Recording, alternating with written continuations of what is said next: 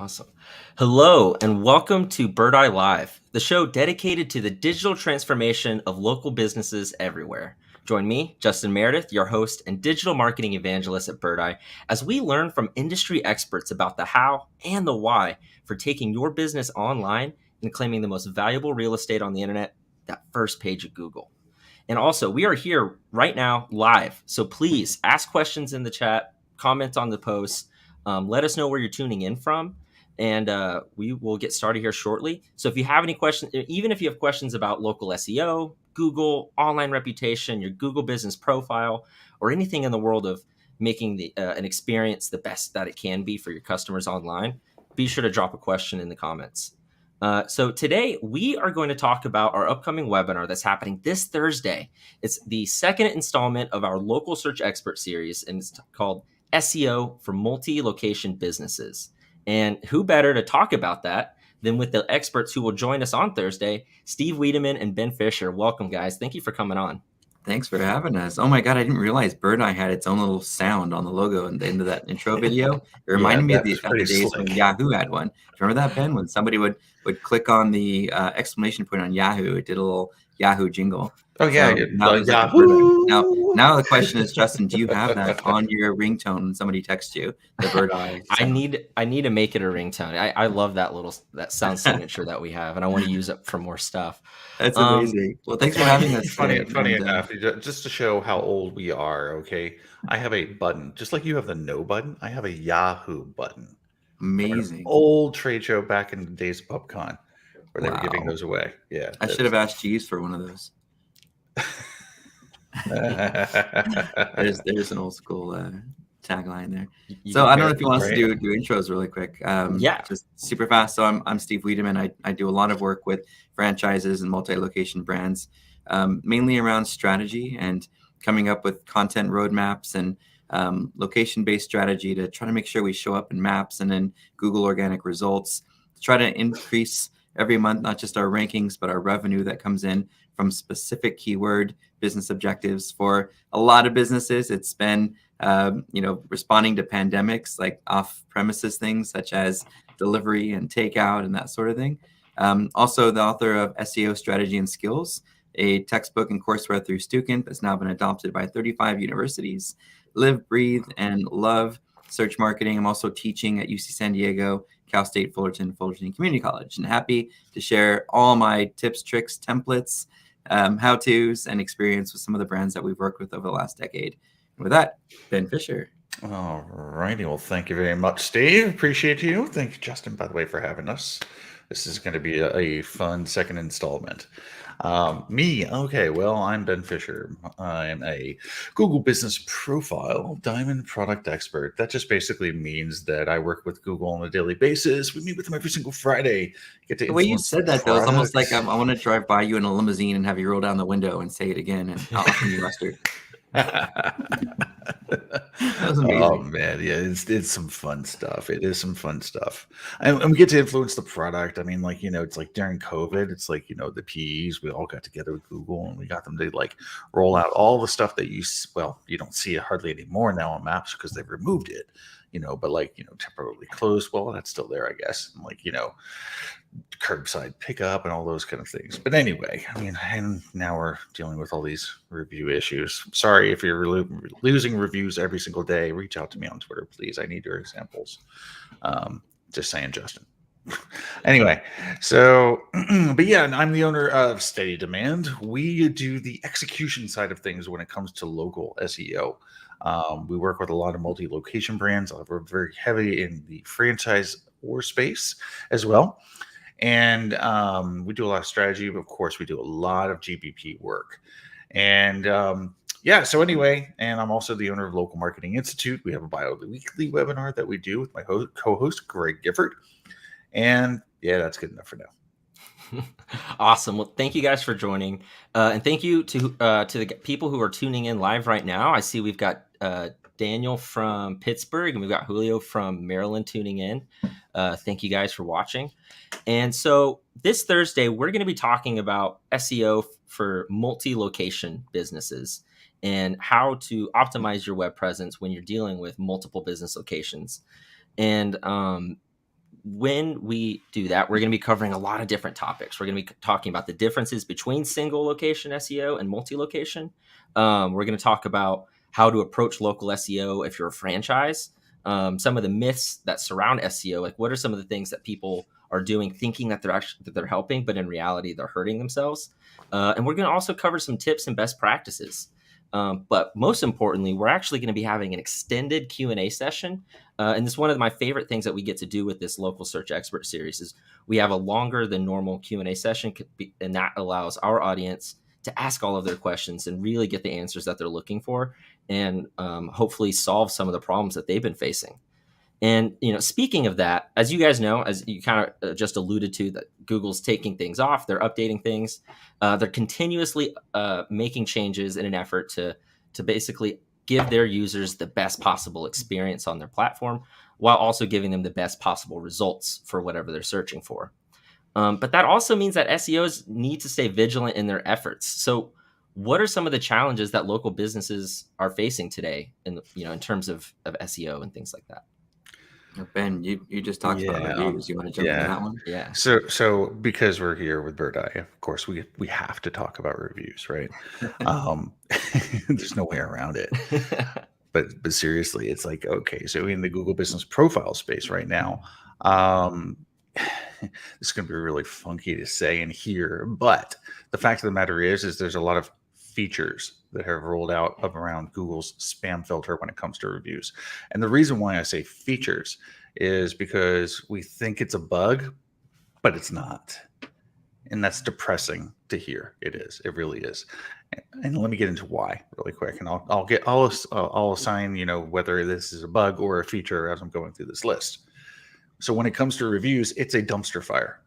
With Google Business Profile. And I mean that in the most loving way, by the way. The team over there works really, really hard. It's a loving dumpster fire. It's a loving dumpster fire, exactly. It's like, I need a picture of that, a dumpster fire with a heart, right? Okay. Little hearts flying out of it. I love it. Yes, exactly. But so you've got the what's called the new review ghost, right? And the new review ghost basically is where client A can see the review in their contributor profile maps. But when you look at it on your side, it's gone. You don't have it, right? So what happened to it? I mean, that happened to me this morning. I have a franchise that left me a beautiful review. They always call it, right? So anyway, and it's not there, which pissed me off, of course, right? It's hard to get reviews sometimes. So what you do in that case is, but this is in most cases, is you get that screenshot of that review, okay? And hold on to it. Put it as part of your process, even getting reviews if you need to, and then just storing them. Because in this case, that's the only way you're going to get it back. You have to show Google that proof that review was actually left. Then there's the thing which is called the old review ghost. And we're going through a really aggressive version of that right now. By the way, the previous one, feature, not bug, just so you know.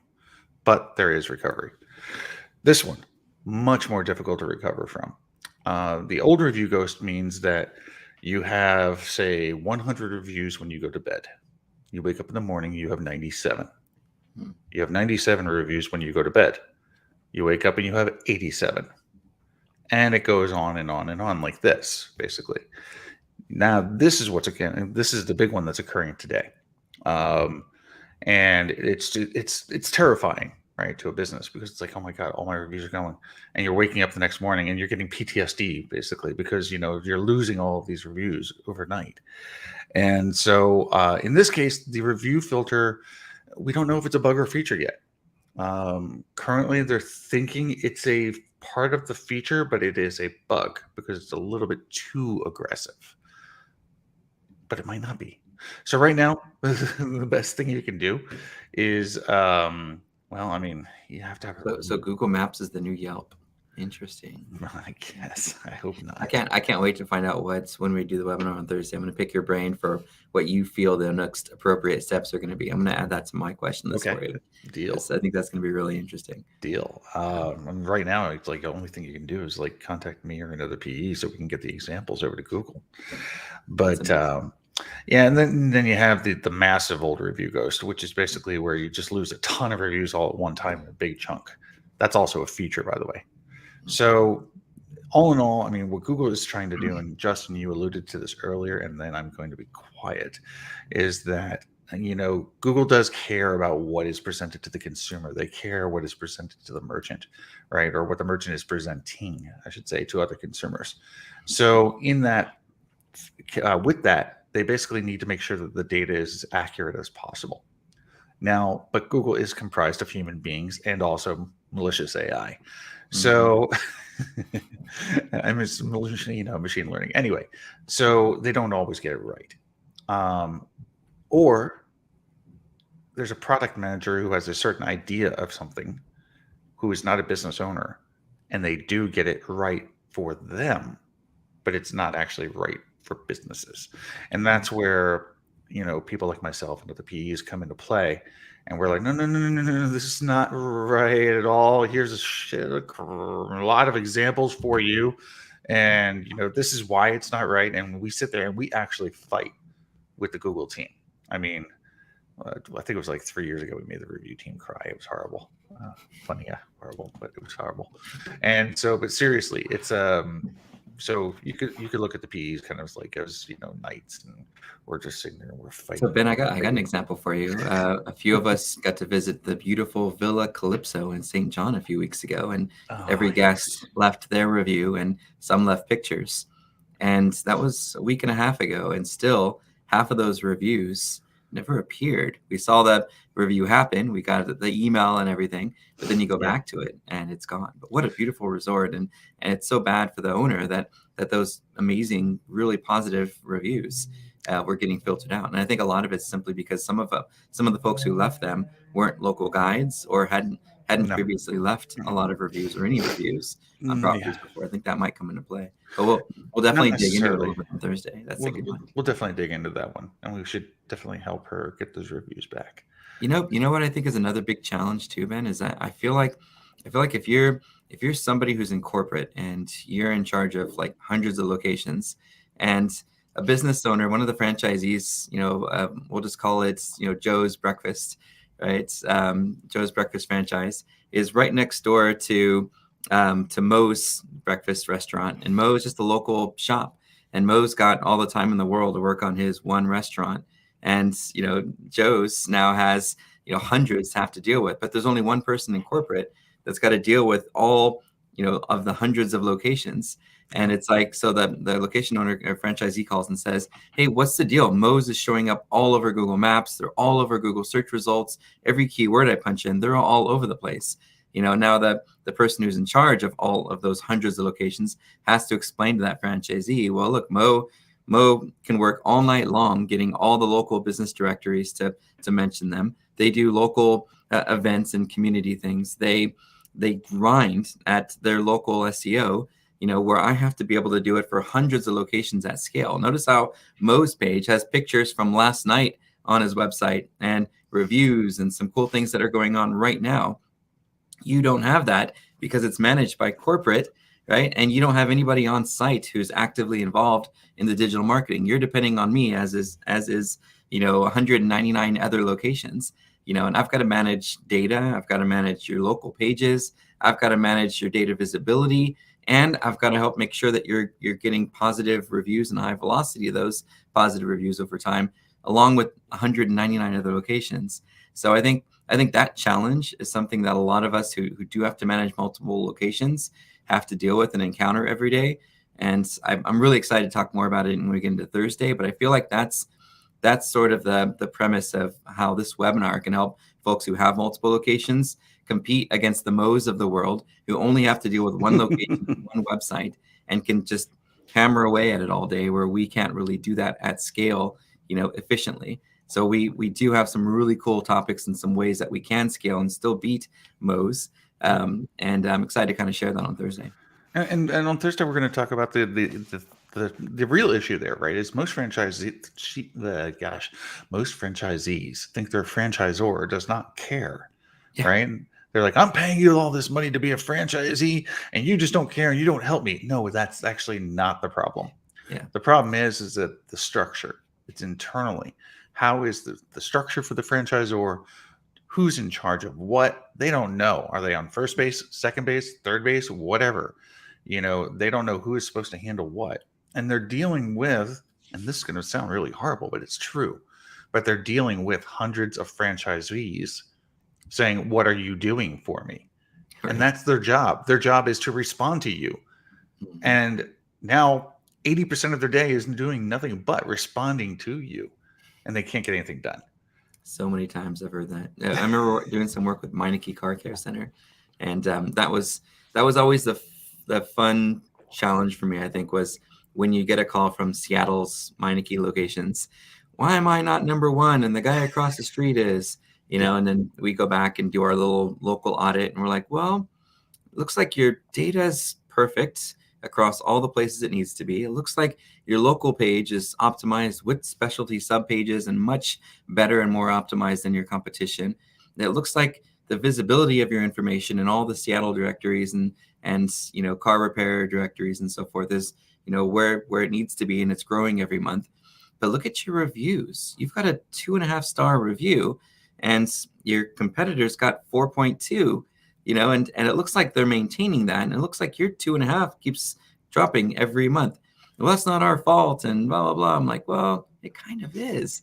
and so it was interesting to kind of to go through that exercise. This is 2014. So hopefully if you're with Meineke, you're not, getting angry at me. This is almost 10 years ago when we were experiencing this. I'm sure they got that cleaned up. But it seemed to me that was one of the challenges, was the lack of communication and the education from corporate to the franchisee on what not to do, what corporate is doing so that you're not overlapping, and what they can do, to support efforts such as focus on positive customer experiences and things like that.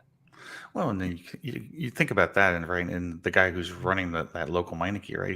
He's busy running the business, right? Mm-hmm. He's not thinking about, oh, wait a minute, I just got 15 reviews in today. Either I or somebody on my team needs to respond to these reviews now, or within the next 24 hours. And corporate's kind of thinking to themselves, yeah, they got this, right? Yeah. Have you seen a mechanic respond to a review? Yeah, exactly, right? So what the hell? You're lying. You're full of, like, oh my God. You can't write that kind of stuff. This is my franchise. You can't tell me what to write and how to respond. Exactly. Well, if you want us to help you to improve your visibility in search results, you should at least take our, advice into consideration. But they don't want to hear it. They know everything, Exactly. And on Thursday, we're going to go over this, right? We're going to go over things that basically are conversion factors and ranking factors. Replying to a review is not a ranking factor. Getting the review is. But replying to it is a conversion factor. It's what people use to make a decision on whether to trust you with their car or whatever the case may be, or your widget. So we'll be going over that. Conversion versus ranking. Yeah, that's going to be a big one. And something else that we're also going to talk about, and you kind of mentioned this earlier, Ben, and I think we might cover this more when towards the end of the discussion part where we're talking through tips and best practices. But we're also going to be talking about what kind of mindset you should be having when creating content on your website when it comes to SEO, and who you should be creating it for. Mm-hmm. And I think having that discussion is going to be really interesting, because it might not be what you think. In terms of creating content, thinking that you're going to be optimizing your website and, you're doing all these SEO type things, whenever you're posting to your website. But you might be forgetting one of the most important things when creating content. And so we are going to cover what that is and how you can update or fix that on Thursday. And so it's a data-driven approach, because we've got a lot of data to share on why we think it's important and what the competitive advantage is. That's another hard part, Justin, I think, is when you go to your boss and you're like, hey, boss, I know I'm supposed to be optimizing these 3,000 locations to appear in maps. And I've been doing some research, and I found this thing, this group called Wiideman did this big study, and they think we should do X. And the boss comes back and says, well, can you quantify it? And so being able to come back and say, well, as it turns out from their study, if we do this thing, we'll have 107% competitive advantage to rank in search results. And I think that's where the real value is. And not just here's some tips, here's some advice, some suggestions, here's some inspiration. Here's some ways to go to your boss, your stakeholders, and say, if we do this thing, it will give us an 84% competitive advantage, a 14% competitive. And I love that part, because then you're quantifying it with a data-driven argument that most of the time the stakeholders can't resist. So if they come back like, why aren't we ranking in search? Well, remember 2 months ago when I told you how we could have a 5% competitive advantage here and an 84% competitive advantage here? You never approved those things. So if you'd like to see better performance, how about you approve those things? And maybe I can get some location images on my page. Maybe I can do some other things that from the study that these guys did that could, not only help our Google Maps rankings, but also appear more often in web search results below the maps. So excited to share kind of some case studies, some of that data, and where you can find it. Yeah. And we're going to be talking about actionable things that you could walk away with or click away with from this webinar. And you can start doing things immediately to help, improve those efforts.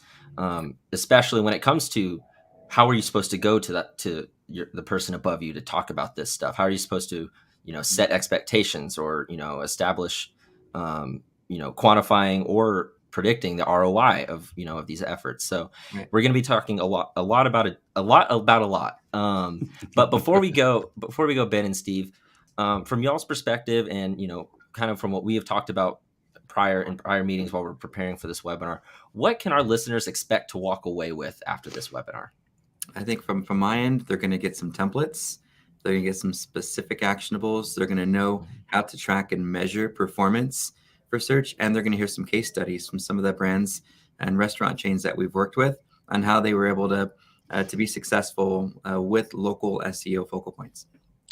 Yeah, and definitely, I think the exciting things are going to be is understanding, what myths are real and what are not. Because there's just and it's been this way. Gosh, it's been this way since the 2000s.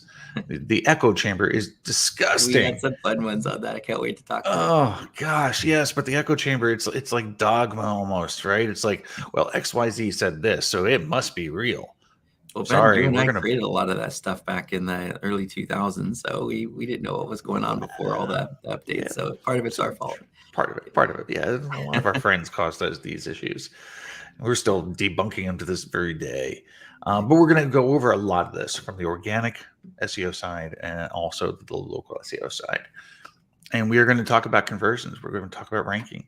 We're going to talk about all of these things. We're going to talk about war rooming, right? We're going to go into kind of what that is and why it's important. It's getting it. Well, you'll find out on Thursday what that even means, war rooming. So, but it's going to be fun. It's going to be exciting. Not a lot of people talk about enterprise and franchise. So, hey, let's do it. Let's have fun. I'm excited. So, once again, be sure to click the link I think it's in the comments, and we might even have it up on the caption right now. If not, I'll have it up there.